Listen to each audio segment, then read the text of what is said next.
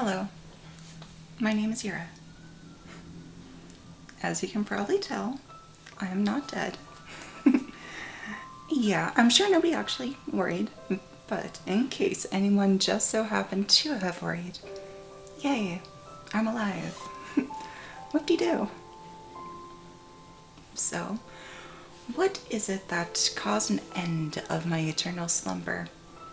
Well, not exactly sure, but I guess I want to start talking about legal stuff. Because it's kind of, I feel just slightly affected by it. So, pretty recently, the state of Idaho Senate passed House Bill number 752. It's a fun thing. Basically just an expansion of the bathroom law, or the bathroom ban law stuffs. Yeah. Anyway, it's really a bit of a dumpster fire for trans people, but let's get into it a little bit. So,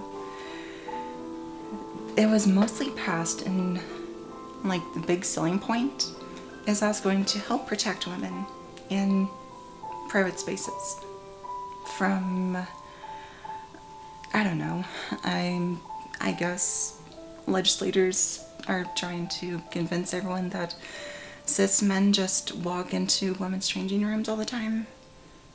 I don't know. In all the times that I've used the women's changing room, I have never seen a cis man in there. Okay, that's a bit of a joke, but you get the idea. I think it's a pretty stupid selling point, but I digress. Basically, House Bill number 752. Super cool stuff. And, well, it affects anyone entering the restroom or changing room of the opposite sex. Specifically, anyone who knowingly and willfully enters a restroom or changing room in a government-owned building or a place of public accommodation, which is stupid, as defined in section 675902 Idaho Code, that is designated for use by the opposite biological sex of such person shall be found guilty of a misdemeanor and may be imprisoned in a county jail for a period not to exceed 1 year.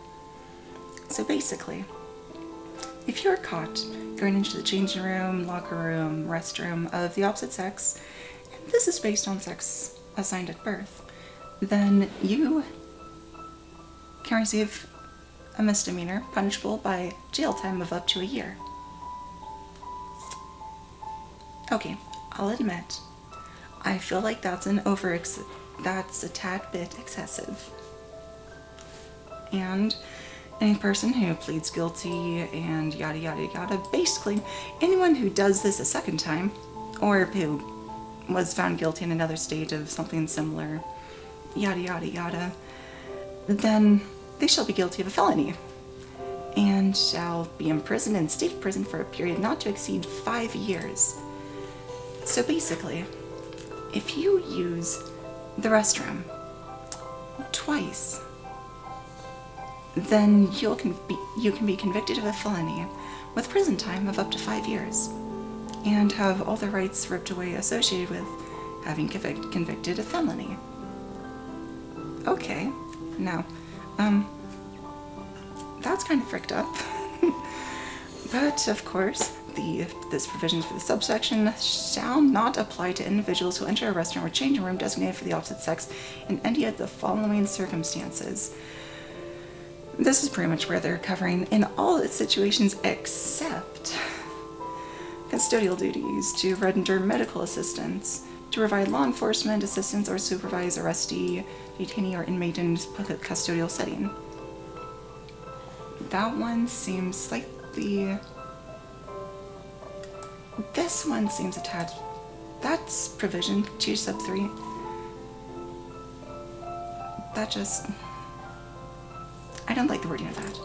Anyway, to provide services or render aid during a natural disaster, during a declared emergency, or when necessary to provide a serious threat to good order or safety, to use a single-user facility designated for the opposite sex if such single-user facility is the only facility available. So this is the part that I think is important to really pay attention to, specifically in the context of a trans person wanting to use the restroom, because it says right here that this law, this amendment, which kind of makes it a misdemeanor / felony to use the restroom, it is exempted in instances of a single-user facility designated for the opposite sex if such single-user facility is the only facility reasonably available at the time of the person's use of the facility. And next, in subsection F, to use restroom facilities when the person is in dire need of urinating, defecating, and such facility is the only facility reasonably available at the time of the person's use. So basically, subsections E and F make it so that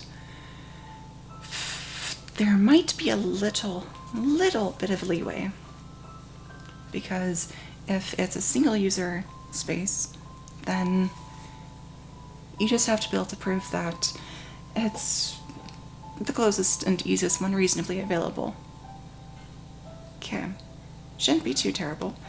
And if it's not a single user space, because single user space is limited to subsection E, as listed in subsection F, to use restroom facilities when the person's in dire need. So, if you wait until you really gotta go, then you might be able to sidestep legal repercussions. It's stupid, but it could work. And of course, coaches are exempt because coaches are special. If you go in there to accompany and render persistence to a person who is in need of assistance, and there's a few specificities to that. Yeah. Okay, for a child minor, and then section 3, it just, as using this section, changing room means a facility in which a person may be in the state of undress in the presence of others, including locker room, changing room, or shower room. Super cool stuff. Well, anyway, this bill, House Bill 752, was passed the House of Representatives and passed Idaho State Senate pretty recently. So it's being shipped over to the governor's office to be signed. And it kind of passed by a pretty decent majority in both of those. So I really doubt that's going to be vetoed or that there's going to be much resistance to it being enacted, which is stupid in my opinion. It'll go into effect July 1st, 2026, and I'm not exactly looking forward to that. Being someone who's trans, I've always been afraid of using any of the facilities that would be right for me because, well, I feel like I don't really pass very well, and I just don't want to have to deal with the headache of if someone says something. I've lived in fear of that this entire time.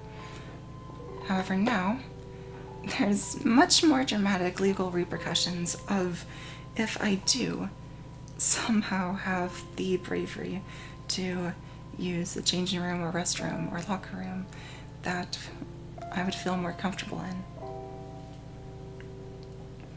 What I think is odd about this bill is that the previous bathroom bill, the bathroom ban bill, it was limited to, well, just government offices and I believe some private organizations, if I remember correctly.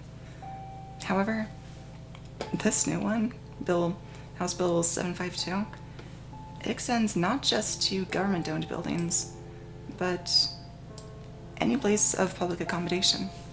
So literally anywhere that is not a private residence, this bill has effect, which I think is stupid, and I'm not a huge fan of that fact. Of course, in my personal opinion, I think that even though this is a big, scary anti-trans bathroom ban bill, say that 5 times fast, it's not quite as end of the world as it sounds like it's going to be. Because how is it going to be enforced? I mean, the only ways for it to really be enforced are if someone raises a big stink about someone in the restroom, changing room, locker room, etc. Which, if you pass, then chances are nothing's ever going to happen. No one's going to notice, no one's going to know, no one's going to care. Which, on the one hand, yay, if you pass, then you can just skirt under the radar of the law. Super cool stuff. Not that I'm advocating for going against the law or anything. I'm just saying, if you pass and there's no reason to look at someone for if they are in the what Idaho state government believes is in the wrong restroom or changing room, etc. If there's no reason to check, then there's no enforcement. That's one silver lining, almost. But still, I really don't like the precedent that this bill gives, because all of a sudden, you have pretty serious and dramatic jail time and prison time for using the restroom. Not doing something, not hurting anyone, simply existing in the restroom.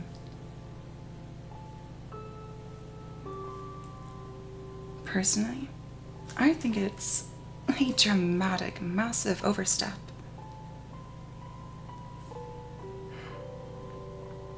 But I'm just a trans girl from I know. Anyway, I just wanted to talk about HB752 a bit because, frankly, I'm really frustrated by it. Yep. See ya. Bye.